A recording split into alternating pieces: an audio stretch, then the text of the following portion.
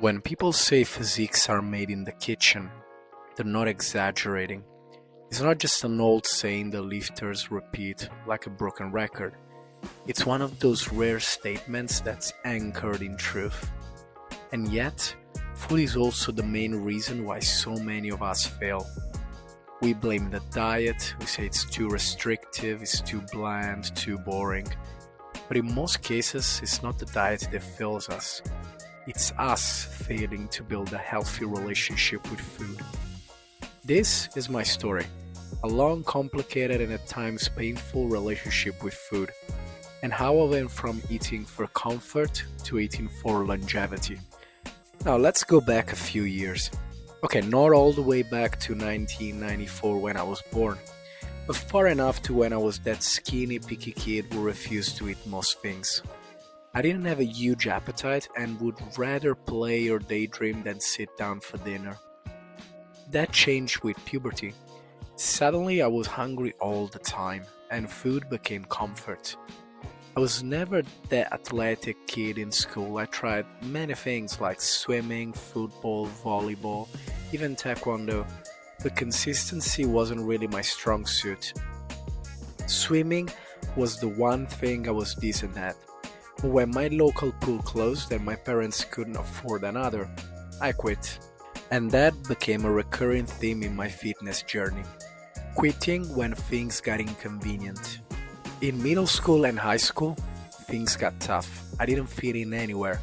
I wasn't confident, I wasn't social, and food became my escape. My parents, not knowing any better, allowed it because they saw eating made me happy. But what started as a comfort quickly turned into dependence. I would eat until I couldn't move, then lie down, bloated and sluggish, wondering why I felt so miserable. My lowest point, I was literally hiding candy bars under my pillow. Not for midnight hunger, but for emotional comfort. And the worst part? Every bite made me feel worse, not better. I was gaining weight, losing self-esteem, and completely losing touch with what food was supposed to be, fuel. Eventually, I joined the gym because a friend did. I had no plan, no clue, and no proper guidance. The coach barely cared, and my workouts were random, a mix of machines, confusion, and frustration. Still, I lost a little bit of weight, but without fixing my diet, it didn't matter. I train, then go home and eat junk. And that's when I learned the hardest truth in fitness. You can't out-train a bad diet. The breaking point came when I realized that if I didn't change my eating habits, I was heading down the same road as some of my obese relatives. So one day, out of nowhere, I told my mom, "Listen, I want to start eating healthy." She looked concerned, but in the end I agreed. She even started cooking lighter meals and eating the same things. That's when I saw my first real progress. Nothing extreme, just consistency and better food. Years later, while in university, I stumbled across fitness YouTube, especially Jeff Nippard.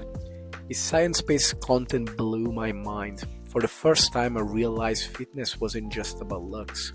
It was about understanding the why behind everything. I started weighing every meal, tracking every gram of rice, every drop of olive oil. It was discipline, but it was also obsession.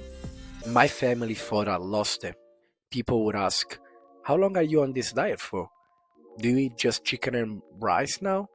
I never knew how to answer because for me, it was not a phase. After a while, I got insanely lean. Abs, veins, everything, but I had almost no muscle. So when I hired a coach, he took one look at me and said, "You're lean, but you're empty, so it's time to bulk." He put me on a 4,000 calories a day and banned cardio. From starving myself, I went to stuffing myself. Breakfast was a mountain of Greek yogurt and baby biscuits. Lunch was massive bowls of rice and some sort of protein. Dinner was normally a huge casserole with turkey sausages, potatoes, roast veggies, and olive oil. All delicious, but very excessive. I went from being hungry to feeling bloated all the time, and quickly realized that clean eating doesn't mean eat endlessly. My energy plummeted, my digestion crashed, and my physiques suffered. When I moved to the UK, things got messy again. Cooking my own food, working long hours, living paycheck to paycheck. It was basically survival mode. I wasn't eating junk, but I also wasn't eating well. Working in hospitality kept me moving, but not in a healthy way. I had no sleep, poor recovery, random meals, and the gym became just an afterthought. Every time I tried restarting, I'd last a few months, then quit. Not because I didn't care, but because I had no structure. Then came 30, the so-called age of wisdom, or in my case, self-reflection. I looked at my life. I was broke, tired, unhappy with my body, and low on confidence. I couldn't fix everything overnight, but I could control one thing, my health. So I signed up for Gold's Gym. The iconic name already gave me hope. I promised myself that this time I wouldn't quit. I stopped eating leftover pastries at work, I started meal prepping, and I began to train consistently. Not for perfection, but for progress. And guess what? It worked. I lost the extra weight, built strength, and regained confidence. But for the first time, I didn't just look healthy, I felt healthy. Now, my relationship with food is built on one simple rule: balance. I eat clean 90% of the time, which is real nourishing food, not just for my body, but for my soul too. And 10% of the time I just eat for pure enjoyment, something I can enjoy with friends, family, or loved ones, and without any guilt whatsoever. I no longer fear carbs, I don't chase abs, and I don't let food control me.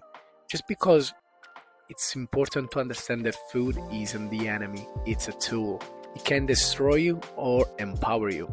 It all depends on how you use it. Because at the end of the day, your physique might start in the kitchen, but your freedom starts in your mind. Guys, if you like this video, press the like button, subscribe, and stay tuned for more content.